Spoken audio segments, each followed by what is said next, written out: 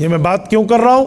مجھے کوئی اسٹیج نے نہیں کہا، میں ہر جلسے میں اس کو اپنے لیے ضروری سمجھتا ہوں اور بات کہتا ہوں۔ کیوں؟ ہماری عوام کا دماغ یہ ہے، وہ سمجھتے ہیں مولوی خانقاہ کی بات کرے تو بہت اچھا، مولوی تدریس کی بات کرے تو بہت اچھا، مولوی مصلی امامت پر بولے تو واہ واہ، خطابت کے ممبر کے اوپر بیٹھ کے خطابت کی جوشانی اور جو لانی اور جوہر دکھائے تو واہ واہ۔ لیکن اگر یہ مولوی سیاست کی بات کرے تو سیاسی مولوی ہو گیا۔ میں ان بے وقوفوں کے دماغ کو درست کرنے لگا ہوں، توجہ رکھنا۔ آؤ میں ایک بات کہتا ہوں، تمہارے دل میں شاید دین کا درد ہے لیکن دین کا علم نہیں ہے، تم نے تبھی اعتراض کیا۔ اگر اے کاش تیرے دل میں دین کے درد کے ساتھ ساتھ دین کا علم ہوتا تو تجھے پتہ ہوتا کہ جیسے مصلی نبی کی وراثت میں مولوی کو ملا ہے، مولوی ماں کے پیٹ سے نہیں لایا، ممبر نبی کی وراثت میں مولوی کو ملا ہے، خطابت و امامت پیغمبر کی وراثت میں علماء کو ملی ہے، تصوف کی خانقاہوں میں اللہ اللہ کی ضربیں پیغمبر کی وراثت میں شیوخ کو ملی ہیں، تبلیغ کے چلنے کی سعادتیں پیغمبر کی میراث اور وراثت میں علماء کو ملی ہیں، اور درس اور تدریس کا فن مدارس میں بیٹھ کے پڑھنے پڑھانے کا مشغلہ پیغمبر کی وراثت میں علماء کو ملا ہے۔ وہاں سیاست اسلامیہ کے میدان کو سنبھالنا بھی علماء کو پیغمبر کی وراثت میں ملا ہے۔ کوئی پوچھے دلیل، پروف، ایویڈنس، ثبوت، آؤ سنو اسی کتاب جس سے میں نے ختم نبوت کی روایت پڑھی ہے، کتاب الانبیاء جلد اول سے پڑھ رہا ہوں، اور حضرت ابو ہریرہ راوی ہے، صحیح بخاری جلد اول۔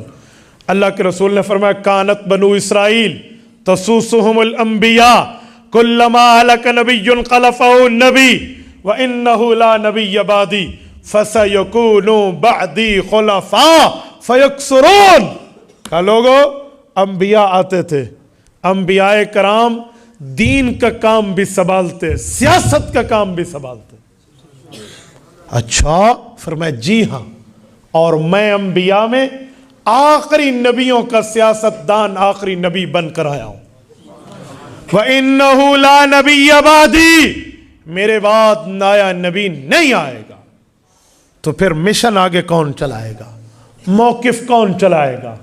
دین کے ساتھ سیاست کو کون سنبھالے گا؟ یا رسول اللہ یہ بھی تو ارشاد فرما دے۔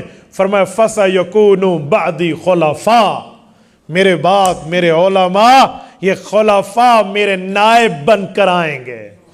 کتنے ہوں گے؟ فرمایا فیکثرون، کثرت سے آئیں گے۔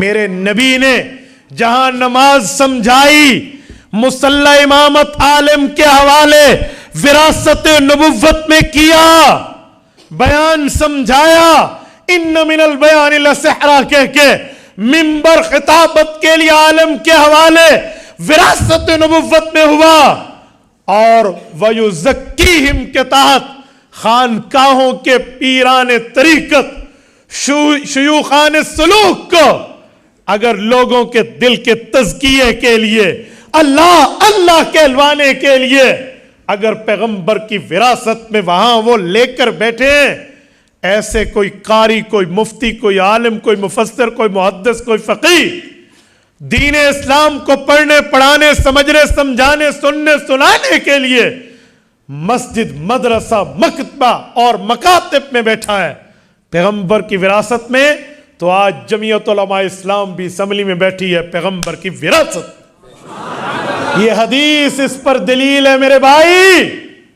میں رات کراچی میں گزشتہ رات میرے خیال میں کوئی 11-12 کے لگ بھگ کماڑی محمدی کالونی میں گفتگو کر رہا تھا۔